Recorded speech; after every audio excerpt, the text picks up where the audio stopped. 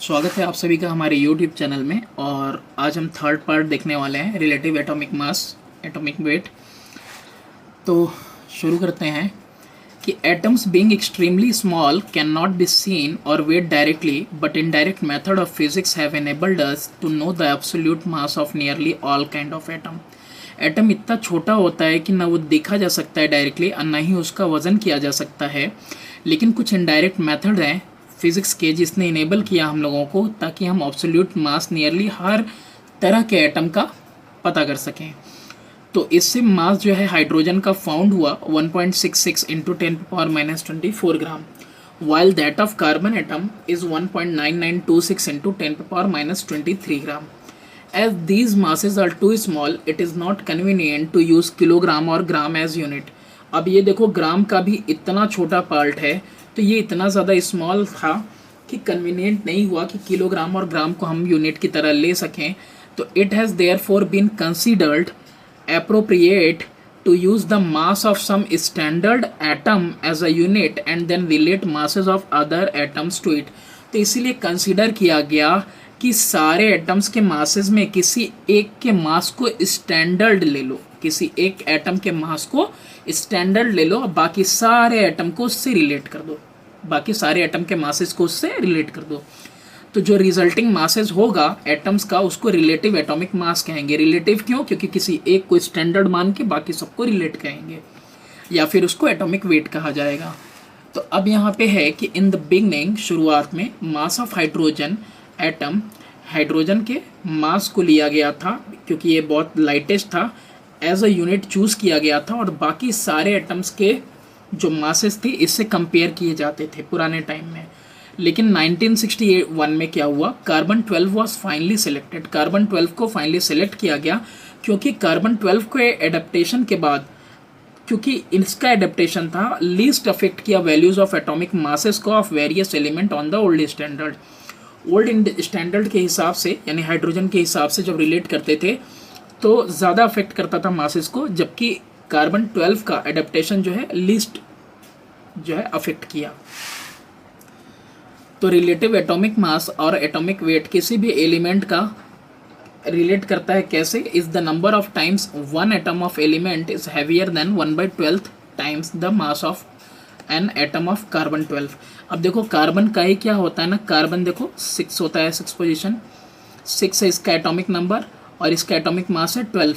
तो इसका पहले तो एक पार्ट लेंगे और इसके एक पार्ट से कितना वजन है किसी दूसरे एलिमेंट का वो हम लोग कंपेयर करते हैं। यानी रिलेटिव एटॉमिक मास क्या होता है? मास ऑफ वन एटम जिसका हमको पता करना है upon 1/12 mass of C12 atom. ठीक है, यानी कार्बन 12, कार्बन जिसका कि मास नंबर 12 हो, वो वाला कार्बन, उसके 1/12 से हम लोग कंपेयर करेंगे mass of one atom of element, यानी जिसको भी कंपेयर करना होगा। तो एटॉमिक मास एक्सप्रेस किया जाता है एटॉमिक मास यूनिट में, और एटॉमिक मास यूनिट क्या होता है? 1/12 of mass of one carbon 12। ठीक है, यही होता है। तो C12 का यूनिट कितना हो गया? 12 हो गया। इसका 1/12 पार्ट 1 एटॉमिक यूनिट हो गया। ठीक है, यानी कार्बन का वजन कितना हुआ? 12 AMU हुआ, और इसका एक पार्ट यानी कि 1/12 यानी कि 1 AMU, यानी वन ऑफ वन एलिमेंट लेंगे अपॉन में 1 AMU ले लेंगे। अब यहाँ पे देखो, अच्छा तो मास ऑफ हाइड्रोजन इसी तरीके से कितना आ गया? 1 AMU, 1 अपॉन में 1 आ जाएगा। इसी तरीके से ऑक्सीजन और हीलियम, डोज ऑफ ऑक्सीजन है हीलियम 16 और 4 आ गया। ऑक्सीजन का कितना होता है? 16 अपॉन में 1 AMU, तो 16 अपॉन 1 तो 16 आ गया। सबको कंपेयर कर दिया है ना, काफ़ी इजीली कंपेयर हो गया। तो एक्सपेरिमेंटली ये फाउंड किया गया है कि वन एटम C12 एटम में कितना मास होता है? 1.9926 इंटू 10⁻⁻23 ग्राम, इतना होता है। ये पहले भी हम लोगों ने देखा हाइड्रोजन के साथ। जब इस मास को हम डिवाइड करते हैं 12 से तो ऑब्टेन होता है 1.6605 इंटू 10⁻⁻24 ग्राम। तो इसीलिए एक AMU का मतलब 1.67 भी लेते हैं, कहीं कहीं पे 1.67 इंटू 10⁻⁻24 भी लिखा हुआ मिलेगा आपको, और आपको एग्जैक्टली ज़्यादा मतलब 4 डेसिमल प्लेस तक 1.6605 इंटू 10⁻⁻24 ग्राम। तो ये इसका जो है डेफिनेशन है कि relative molecular mass of an element और compound is the number that represent how many times one molecule of substance is heavier than 1/12 mass of an atom of carbon 12। तो रिलेटिव मॉलिक्यूलर मास क्या होता है, ये obtain होता है add करने से relative atomic masses of all various atoms in one molecule. अब जैसे यहाँ H2SO4 लिखा है, हाइड्रोजन का 2 हो गया, सल्फर का 32 और 16 4 जा 64, वही काम नीचे किया है। तो H2SO4 में सबको यानी कि 2 Mu हाइड्रोजन के लिए, 32 सल्फर के लिए और ऑक्सीजन के लिए 64, सबको ऐड कर दिया तो पूरा H2SO4 का आपको रिलेटिव मॉलिक्यूलर मास कितना मिला, 98 Mu मिला। ठीक है, अब इसी तरीके से देखो यहाँ पे केन शुगर का दिया है, कॉपर क्रिस्टल का दिया है, अमोनियम सल्फेट का दिया है। तो आप कैसे निकालोगे, सबका मास यहाँ पे दिया हुआ है ना, ऑलरेडी तुमको मास सबका अगर दिया ही हुआ है तो आपके पास C12 है, कार्बन 12 है, हाइड्रोजन 22 है और ऑक्सीजन 11 है। तो बस कुछ नहीं करना है, 12 कार्बन है ना, तो 12 carbon plus 22 hydrogen plus 11 oxygen. ठीक है, तो 12 इंटू कार्बन का 12 होता है, हाइड्रोजन का 1 होता है और ऑक्सीजन का 16 होता है। तो 12 12 जा 144 और ये 22 1 जा 22 और 11 इंटू 16 कितना आएगा, 176। टोटल ऐड करके कितना आया, 342 Mu आया। ठीक है, बस यही करना है आपको। उसी तरीके से आपको कॉपर सल्फेट और पेंटाहाइड्रेट में भी करना है। अब ये देखो मैं क्या करूँगा, इसको ऐसे बॉक्स में ले लो रहा हूँ। कॉपर का वेट कितना दिया हुआ है, कॉपर का दिया है 63.5, सल्फर का पता चला ना कितना है 32, ऑक्सीजन सॉरी ऑक्सीजन का 16 है 4 ऑक्सीजन, 4 इंटू 16, ये डॉट है लेकिन यहाँ पे ये सब प्लस में ही आएगा, सबका वजन हमको प्लस करना है, कंबाइंड है ये 5H2O। मैं 5 मल्टीप्लाई कर दे रहा हूँ H2O के साथ। हाइड्रोजन 2 1 जा 2, ऑक्सीजन का वेट 16, तो यानी कि कितना हो जा रहा है यहाँ पे, 5 में 18 का मल्टीप्लाई हो गया, 16 4 जा 64 हो गया, ये 32 हो गया और ये 63.5 हो गया। तो ये 18 5 90 हो गया, 32 64 96 आना चाहिए और ये 63.5, और इन सबको आप ऐड करोगे तो आ जाएगा 249.5 Mu। बस इसी तरीके से कैलकुलेट करना है। ऐसे ही उसने अमोनियम सल्फेट को भी कैलकुलेट किया है। अमोनियम सल्फेट में भी देखो ट्वाइस है ना, तो पहले नाइट्रोजन का 14 और 4 18, 18 दूना 36 हो गया, 36 प्लस 32 प्लस 64, देख लो 64 32 और 28 8 36, वो अलग अलग कर दिया है, 36 32 64 132 Mu। अच्छा, परसेंटेज कंपोजिशन कैसे निकालते हैं वो भी देख लेते हैं हम। Percentage of hydrogen in water, देखो percentage of hydrogen in water, तो पहले H2O का रिलेटिव मॉलिक्यूलर मास निकालोगे, कितना निकलेगा, 2 हाइड्रोजन तो 2 इंटू 1 प्लस 16 यानी कि 18 ग्राम आ गया। अब यहाँ पे इसमें हाइड्रोजन है कितना, तो हाइड्रोजन जो है 2 ग्राम है, तो percentage of hydrogen is equal to total weight of element in 1 molecule upon में gram molecular weight of compound. पूरे कंपाउंड का वेट ले लोगे, यानी कि ऊपर होगा हाइड्रोजन का वेट, नीचे होगा पूरे वाटर का वेट, इनटू क्या करोगे 100, यानी कि मैं लिखूंगा ऊपर 2 नीचे 18 इंटू 100, 2 1 जा 2 9 जा 100/9 आएगा, यानी कि कितना हुआ 11.11%। इस तरीके से अगर ऑक्सीजन का बोला होता तो ऑक्सीजन के लिए 16 ऊपर, टोटल 18 नीचे इंटू 100, ठीक है, तो 9 और ये 50, यानी कि 800 अपॉन में 9%, ये हो जाता ऑक्सीजन का, अगर ऑक्सीजन का निकालने के लिए कहता तो।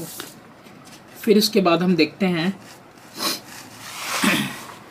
कह रहा है calculate the percentage of nitrogen in urea. Urea में नाइट्रोजन का कितना परसेंट है ये कैलकुलेट करना है आपको। तो अब यहाँ पे जैसे सबका तो दिया ही हुआ है, बगल में भी लिखा हुआ है NH2CONH2। अब यहाँ पे टोटल नाइट्रोजन एक और दो हैं, दो नाइट्रोजन है प्लस दो हाइड्रोजन और दो हाइड्रोजन, 4 हाइड्रोजन है प्लस एक कार्बन है प्लस एक ऑक्सीजन है। दो नाइट्रोजन यानी 2 × 14, 4 × हाइड्रोजन यानी 1, कार्बन का 12 और ये हो गया 16। 28 + 4 + 12 + 16, टोटल कितना आया 60 आ गया। टोटल वेट ऑफ कंपाउंड कितना आ रहा है 60 आ रहा है, और वेट ऑफ नाइट्रोजन कितना आ रहा है, दो नाइट्रोजन थे ना, तो यानी कि 2 × 14 28 आ रहा है। तो percentage of nitrogen will be equal to weight of nitrogen upon में weight of total compound into 100। तो अब यहाँ पे क्या करेंगे, weight of nitrogen 28, total compound का वेट 60 × 100, 0 से 0 कैंसिल, 2 3 जा 2 5 जा, 28 5 140 होता है, 140/3%, 140/3 यानी कि 3 4 जा 12, 3 6 जा 18.666, इतना परसेंट आ जाएगा। फिर उसके बाद अब यहाँ पे उसी तरह से एग्जांपल दिया है, सोडियम कार्बोनेट में आपको परसेंटेज निकालना है, किसका आपको निकालना है, सबका ना। Calculate the percentage composition of various element, हर एक एलिमेंट का निकालना है। तो हर एक एलिमेंट को निकालने के लिए कैसे करेंगे, पहले तो यहाँ पे हम लिख दिए सोडियम कार्बोनेट, लिख दिया मैंने, हर एक एलिमेंट का निकालना है। तो पहले सोडियम के लिए 14, और नाइट्रोजन के लिए 14, सोडियम के लिए 23, तो 23 × 2 2 है, कार्बन 12 हो गया, एक ही कार्बन है, और 3 ऑक्सीजन यानी कि 3 × 16, 46, 12 और 48, टोटल कितना आ जाएगा आपका 106। अच्छा, अब सोडियम का निकालना है, तो सोडियम का वेट अपॉन टोटल इंटू 100। उसी तरीके से अगर कार्बन का निकालना है तो कार्बन का वेट अपॉन टोटल इंटू 100। उसी तरीके से अगर आपको ऑक्सीजन का निकालना है तो ऑक्सीजन 48 है, अपॉन 106 इंटू 100।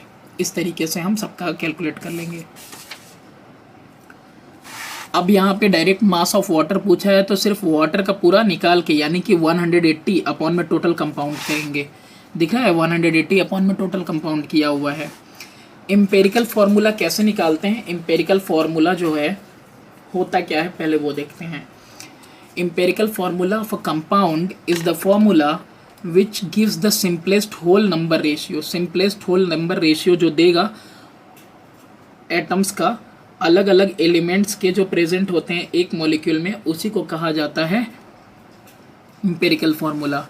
फॉर एग्जांपल जैसे हाइड्रोजन पेरोक्साइड में 2 हाइड्रोजन 2 ऑक्सीजन दिख रहा है, तो 2 से 2 कैंसिल हो जाएगा, 2 1 2, 2 1 2, तो 1:1 के रेशियो में दोनों के दोनों मिल रहे हैं। सिमिलरली यहाँ पे आपको ग्लूकोज के मॉलिक्यूल में C6H12O6 मिल रहा है, तो देखो ये तीनों 6 के टेबल में डिवाइड हो जा रहे हैं, 6 1 जा, 6 2 जा और 6 1 जा, यानी C1H2O1 यानी कि CH2O है ना, 1:2:1 के फॉर्म में। तो ये एम्पेरिकल फार्मूला, ये क्या है एम्पेरिकल फार्मूला, सिंपलेस्ट फॉर्म। इसी तरीके से अदर का कैसे निकालोगे, जैसे इसी का है CH4 कर लो, इसको दिख रहा है C2 हुआ, पहले तो 2 कार्बन है तो C2, हाइड्रोजन 4 हैं तो H4 और ऑक्सीजन 2 है तो O2। अब 2 1 जा, 2 2 जा, 2 1 जा, यानी कि इसका भी कितना आया 1:2:1 आया, यानी CH2O। ये एम्पेरिकल फार्मूला आ गया। तो empirical formula mass is the sum of atomic masses of various element present in the empirical formula. Empirical formula mass होता क्या है, वो सम होता है सारे एटॉमिक मासेस का वेरियस एलिमेंट के जो प्रेजेंट होते हैं एम्पेरिकल फार्मूला में। तो हाइड्रोजन पेरोक्साइड में ही देख लो कितना है 17 है। इसका क्या हुआ एम्पेरिकल फार्मूला, HO हुआ, सिर्फ यहाँ दिया ही है HO, तो 16 1 17।